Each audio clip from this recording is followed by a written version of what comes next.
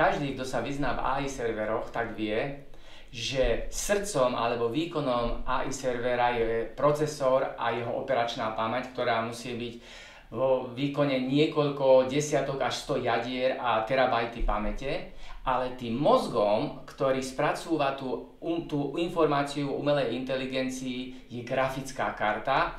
A tieto grafické karty majú špecifickú videopamäť, ktorá sa niekedy nazýva VRAM a namiesto CPU sa používa výraz GPU, to znamená Graphic Processor Unit.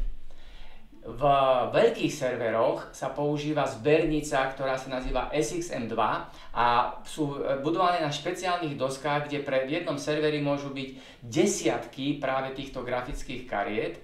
Pre menšie a stredné servery sa používajú grafické karty, ktoré majú zbernicu PCI.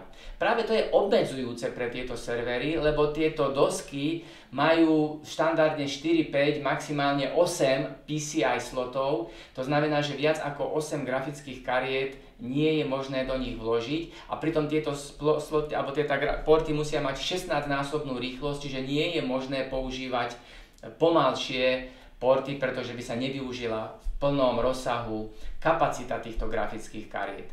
Najvhodnejšie karty, ktoré sa používajú v AI serveroch, sú Tesla Nvidia A100, ktoré môžu mať 40 GB alebo 80 GB operačnej pamäte. A k tomu súvisí, koľko majú ešte jadier, Tensor Cores alebo Matrix Cores, ktoré zvyšujú ich výkon alebo ktoré podporujú ich výkon. Z toho, čo som hovoril, vyplýva, že pre jeden server, pokiaľ máte 80 gigové karty, potrebujete zhruba 200 až 500 GB operačnej pamäte, závisí od toho, ktorý alebo aký model chcete inštalovať a na aké účely bude tento server používaný.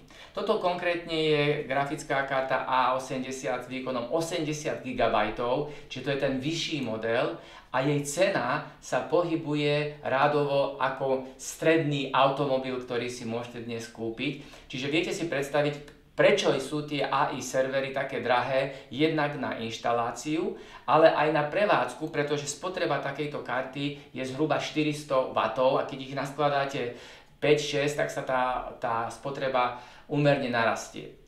Polovičné grafické karty, čo sú z hľadiska výkonu polovičného, sú 40 GB a tie sú podstatne lacnejšie. Čiže 40 GB by sa povedalo, že je polovica tejto, bude stáť polovicu, stojí podstatne menej. A je to kvôli tomu, že keď potrebujete naskladať vysoký výkon, tak práve potrebujete tieto 80 GB, lebo s tými 40 GB by ste rýchlo zaplnili všetky PCI porty vo vašom počítači a tým pádom by ste nemohli budovať tú grafickú pamäť do tých väčších kapacít, ktoré sú potrebné v závislosti na mobile.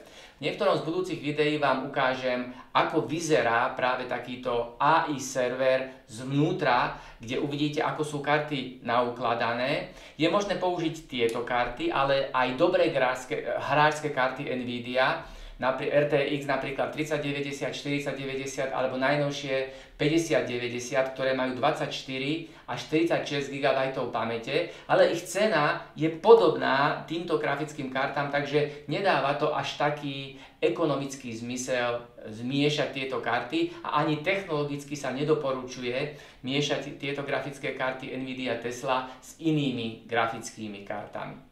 Ak sa vám tento výklad páčil a chcete sa dozvedieť viac o AI serveroch, prihláste sa do nášho kanála, dajte nám like a sledujte ďalej naše videá.